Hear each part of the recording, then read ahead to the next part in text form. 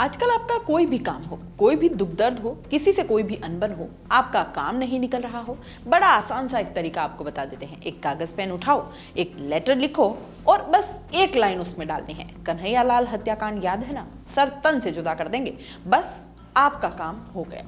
अब आसपास के सारे लोग जिसे ये लेटर भेजा वो सब आ गए दहशत में, सीधा दौड़ के जाएंगे पुलिस के पास।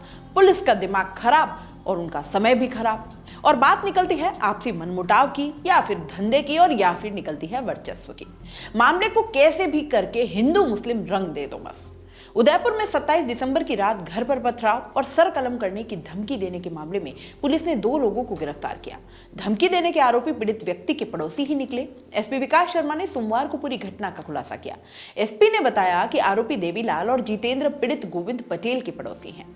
देवीलाल की गांव में काफी समय से खाद और बीज की दुकान है। गोविंद पटेल ने भी हाल ही में खाद और बीज की दुकान खोली है। मामला सराड़ा थाना क्षेत्र के झाड़ोल का है। एसपी ने बताया कि आरोपी देवीलाल और जितेंद्र पीड़ित गोविंद पटेल के पड़ोसी हैं। देवीलाल की गांव में काफी समय से खाद और बीज की दुकान है। गोविंद पटेल ने भी हाल ही में खाद और बीज की दुकान खोली है और इसके बाद से उसकी ग्राहकी जो है वो प्रभावित होने लगी थी। इस वजह से देवीलाल उससे रंजिश रखने लग गया और उसको डराने के लिए उसके घर पर जमकर पथराव किया। घटना के बाद सुबह जब परिवार के लोग बाहर निकले तो पत्थर में लिपटा हुआ एक धमकी भरा पत्र मिला। दरअसल पत्र में उदयपुर में कन्हैयालाल साहू की नृशंस आतंकी हत्या की तरह अंजाम भुगतने की धमकी लिखी थी। ये भी लिखा था कि हम तेरे शरीर के 12 टुकड़े करेंगे और बोरी में भरकर गांव में फेंक देंगे। इंतजार कर, 15 जनवरी को तेरा सर तन से जुदा कर दिया जाएगा। पत्र के अंत में लिखा, तेरा दुश्मन मोहम्मद सलावतवानी।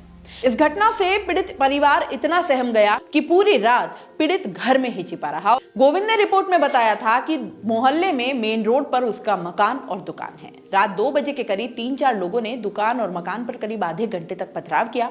आरोपियों ने दुकान का ताला, ट्यूबलाइट और फ्लैक्स बोर्ड आदि भी तोड़ दिए। ये कृत्य उसके पड़ोसी देवीलाल पटेल ने किए। उसने पूर्व में भी करीब 1 सप्ताह पहले जान से मारने की धमकी दी थी। 2 दिन पूर्व आरोपी के पिता धूलजी पटेल ने भी गोविंद और उसकी पत्नी को खेत पर आकर धमकाया था। 3 दिन पूर्व भी गोविंद की दुकान पर काम कर रहे लड़के को डरा धमका कर भगा दिया। पुलिस ने इस एंगल को ही जांच में शामिल किया और सारा सच सामने आ गया। बता दें कि कन्हैयालाल साहू की हत्या के बाद उदयपुर में भी कई व्यापारियों को इसी तरह की धमकियां दी गई थी।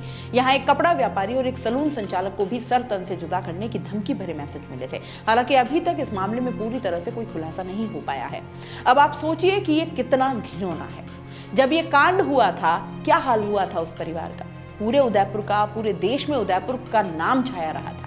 पूरा उदयपुर छावनी बन चुका था। और सबसे बड़ी बात, कन्हैया का परिवार जब ये देखता होगा कि कैसे उसके पिता या पति के साथ हुई बर्बरता को लोग अपने फायदे के लिए इस तरह से काम में ले रहे हैं या फायदा उठाने की कोशिश कर रहे हैं, तो सोचिए कैसा लगता होगा।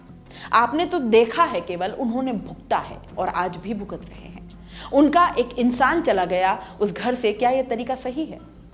शर्म क्यों नहीं आती हमें? हजारों तरीके अपना सकते हैं, आप यही क्यों? डर फैलाना चाहते हैं, नफरत फैलाना चाहते हैं, हिंदू मुस्लिम या दंगे करवाना चाहते हैं। ऐसा करने वाले स्वार्थी हैं। वो सिर्फ अपना काम निकलवाने के लिए ऐसा करते हैं। इसका असर क्या होगा, इतना भला वो कहां सोच सकते हैं। शर्मनाक है ये, बेहद शर्मनाक।